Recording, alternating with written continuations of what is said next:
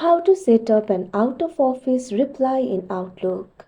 To set up an out-of-office reply in Outlook, you'll have to use the automatic replies feature.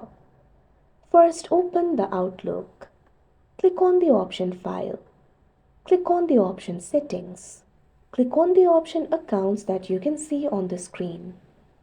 Find the option for automatic replies and click on it. Turn on the automatic replies. Toggle on this button for automatic replies. Now you can access other settings too. Check on this box Send replies only during a time period if you want. Now over here you'll have to enter the start date, end date, start time and end time. Click on the field of start date. Select the date over here.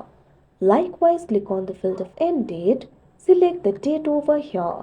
Likewise select the start time. Click on the field of start time. Click on the time of your choice. Click on the field of end time. Now also click on the time of your choice over here. Over here you can also find the option for during this time. You can find the options like block my calendar, automatically decline new invitations, decline and cancel my meetings.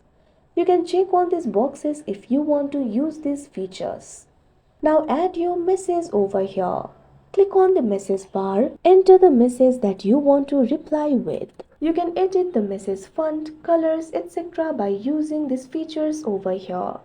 Keep in mind if you have the work email, you'll have to type the separate message for inside my organization and outside my organization. Click on the option Save that you can see on the screen. Now the message will be saved. Now if somebody emails you, automatically this message will be sent. Like this, you can set up an out-of-office reply in Outlook. That's it for this video. Thank you for watching.